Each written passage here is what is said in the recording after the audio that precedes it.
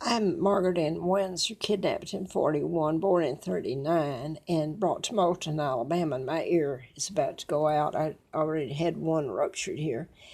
This was an endorsement in Hustler magazine in April of '84, where he says, Mr. Flynt says, I know who's responsible for his shooting in Lawrenceville in '78.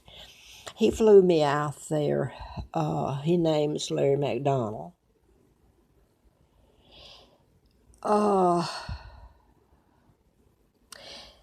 And there's a question if that's really Mr. Flynt, because he was shot down with a magnum on the sidewalk of Lawrenceville and his guts all over the sidewalk.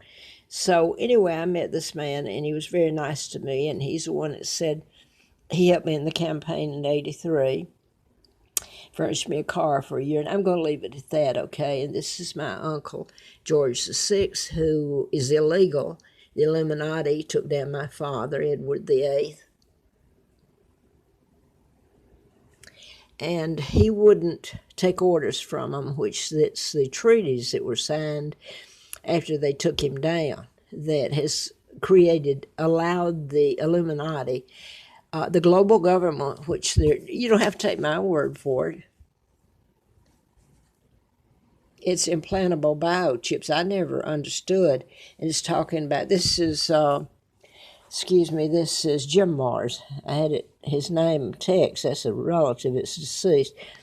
Talking about cashless electronic debit cards. I've been talking about all this since back, the chipping and all that, and Mark of the Beast, and Timothy McVeigh was programmed. He was military. He says they had a chip put up his buttocks by them.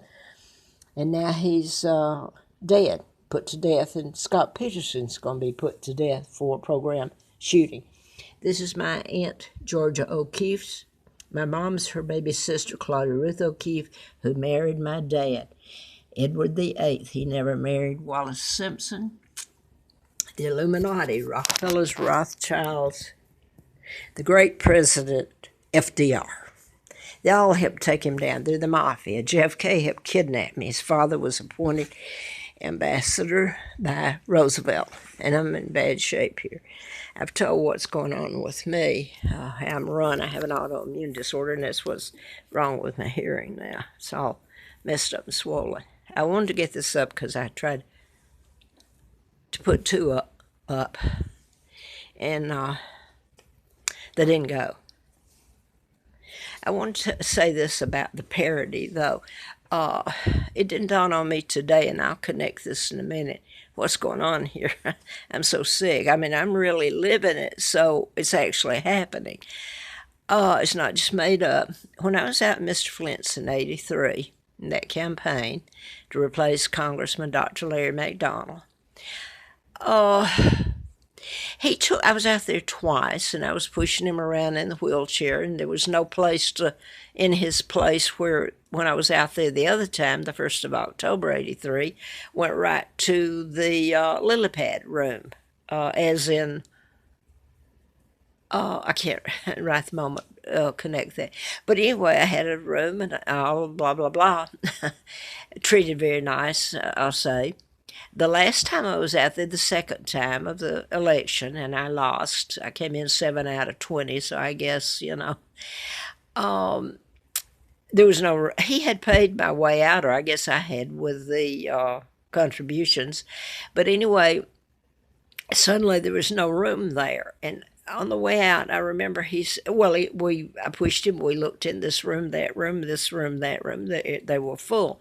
Finally, I slept half a night in his daughter's room, and she did give it to me for the, So I slept there the last half, and then I left the next afternoon. And Mr. Flynt said as I went out, he introduced me to a producer. They were sitting together, and there's a bunch of people behind, but they were at a table by themselves in his home. I think, I don't know if you call it a bunch, but some people sitting behind at tables. Now then, he introduced me to the producer, and I didn't know this meant I wasn't going to have a place to live. I'd be searching and searching, and I don't know. I took it they might make a movie. I guess not. That's a long time ago. Now then, while I was there, Mr. Flynt showed me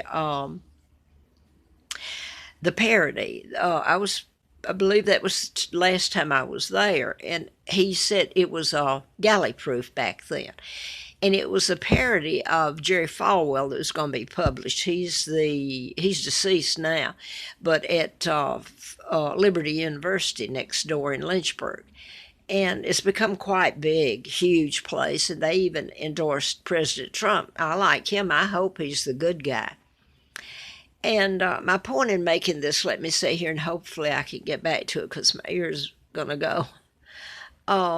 WDBJ7, they all know this. All the media, I have taken it over and over, and I'm not going to repeat it. I'm afraid this video is not going to put up what I've done twice already today, and it won't go up. This one may not. Anyway, the media is controlled. They're the Illuminati that kidnapped me. They're your global government. You're mafia.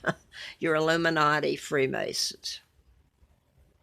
Anyway, back to Mr. Flynt. He showed me the galley proof, and it had on the front of Hustler, Jerry Falwell, and a toilet, almost like a toilet that I was lucky to use up on the Appalachian Trail and up in the National Forest when I had to live up there and starve and freeze, and I do mean starve and freeze. So I didn't know the meaning of it back then. It was on Hustler magazine. It was going to be published, and it was something about his mother and Jerry Falwell in the toilet. Now, I can get into another place the toilet comes into being. It's like clues that you can put together in a piece of puzzle in the timeline. Okay, I'm not going to mention it, but I hope and pray to God. I do. The people know what I'm talking about that are... Okay, now then, Jerry Falwell sued Larry Flynt in federal court here at the POF building about the parody, and he won. Okay, Larry Flynt ended up, they put him in jail, for God's sake, either before I met him or anyway. Later, I was taken down. I was on the Appalachian Trail, and it was, the movie Larry Flynt versus the United States, I guess, because the civil rights for freedom of speech went before the Superior Court, and he won. But anyway, that was a little later. So he lost to Jerry Falwell. The movie came out here. Now, this is odd because it's almost like he and others knew the path I was going to take. I didn't.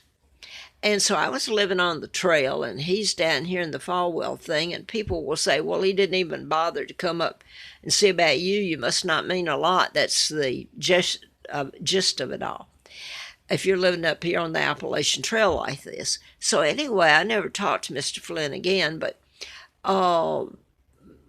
it had Mrs. Falwell coming out with her fur coat, and this is in the summer, wrap around her neck.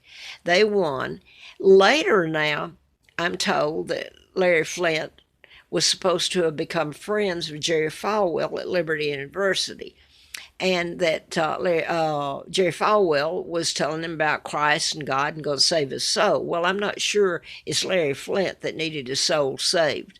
I'm going to tell you what happened over there at Liberty University, where WDBJ7 is praising.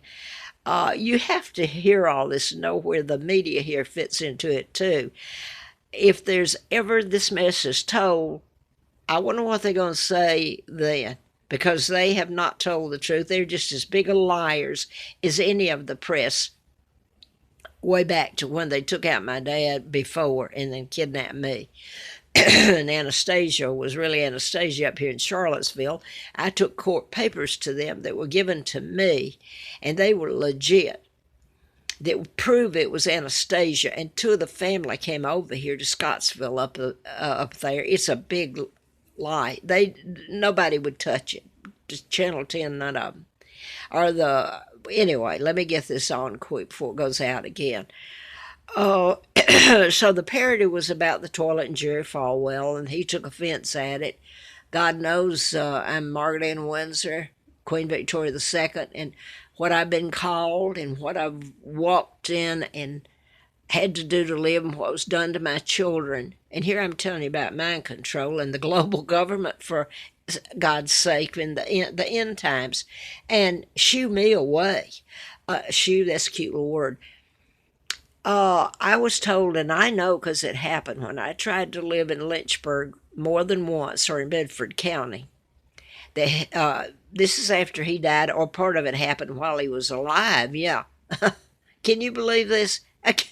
If you tell all this, it's going to tell what people are like really before they know they're being filmed, or they don't act themselves. They'll act different. They'll be themselves if they walked up to me on the trail and I'm in the condition I'm in. They'll treat me like they really treat you, not like, going to all these charities and boards and to hell with me, Elizabeth's got the crown. Well, I'm the person that cared about you, but now I want you to all pay for your crimes. I really do, because you knew better. But anyway, Jerry Falwell's people, his sons that run Liberty University, and friends of Trump's, I think they supported him. Anyway, his wife, the First Lady's over there talking about drugs. And Channel 7 is almost like tailored. I'm not kidding you. What she said this morning, like that was important to this country, what she's talking about. Well, you can take that and say, well, I misunderstood. No, I didn't misunderstand a darn thing. I got it. I've lived it.